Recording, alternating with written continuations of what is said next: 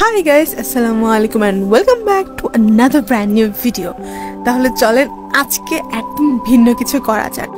আপনাদের মনে প্রশ্ন জাগতেই পারে যে আজকে হঠাৎ করে আমি কেন ক্যানভাসে আঁকছি এবং তাও এত বড় ক্যানভাসে। আসলে কিছুদিন আগে আমার কিছু অর্ডার আসে আর সেই পেইন্টিংগুলোর একটি হলো এই পেইন্টিংটা।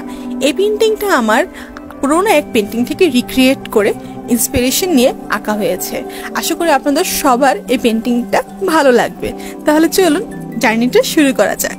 ঠিক সপ্তাহখানেক আগে আমাদের পেজে একটা মেসেজ আসে যে কেউ একজন কিছু পেইন্টিং নিতে চায়। তখন আমি আমাদের পুরনো কিছু পেইন্টিংয়ের ছবি ছিল সেগুলো ওনাকে দেখানো হয়েছে অ্যান্ড উনি আমাদের অনেক সুন্দর সুন্দর 5টা পেইন্টিং চুজ করেছেন এবং যেগুলো আপনারা নিলেও আপনাদের ঘরকে খুব সুন্দরভাবে সাজিয়ে রাখতে পারবেন। এরপর ওনার কথা মতোই আমরা আমাদের কাজ শুরু করে দিই। ওনার রিকোয়ারমেন্ট ছিল উনি একটু লম্বাটে করে প্রত্যেকটা আর্ট নেবেন, তাই ওনার জন্য কাস্টমাইজ করে আমরা লম্বাটে ক্যানভাস অর্ডার করেছি।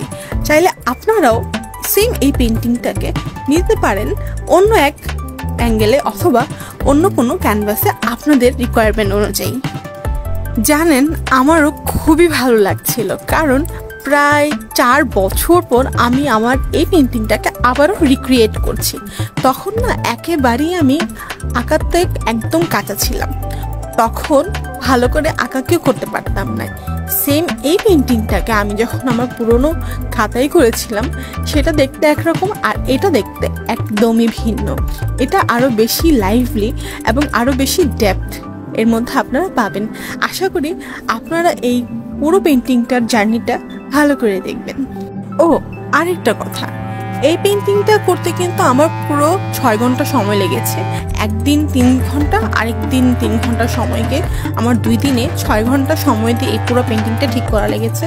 কারণ অনেক বছর পর আমি একটা পেইন্টিং রিক্রিয়েট করছিলাম, কোনো দিক দিয়ে যদি মিস হতো সেই ভয়ে আমি আস্তে আস্তে করেছি। অ্যান্ড রং শুকোতে এবং একটা লেয়ার শুকোতে যে কত সময় লাগে বলার বাহিরে, তো আমাকে রং শুকোনোর জন্য একটু ওয়েট করা লেগেছে। তবে আশা করি এই পুরো পেইন্টিংটার যেই ডেপথ এবং যে কালার কন্ট্রাস্ট আছে সেটা আপনাদের সবার খুবই ভালো লাগবে। তাই আমাদের ভিডিওগুলো যদি আপনাদের কাছে ভালো লেগে থাকে তাহলে অবশ্যই লাইক এবং কমেন্ট করবেন আর বেশি বেশি শেয়ার করতে কিন্তু একদমই ভুলবেন না।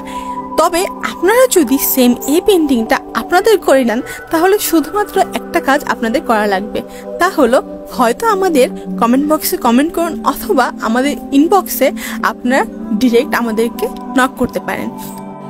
এই পর্যায়ে আমি আমার যে ডাব গাছগুলো আছে সেগুলোকে নিচ্ছি। আচ্ছা ভাবেন তো একবার, যদি এমন হয় তাহলে কেমন হবে যে আপনি কোনো একটা রিসর্টের বেঞ্চে বসে আছেন এবং সেখান থেকে আপনি দূর সেই সমুদ্র এবং আকাশের মিলন দেখছেন, পাশাপাশি একটা ট্রপিক্যাল আইল্যান্ডের যে বাতাস আছে সেটাও ফিল করছেন।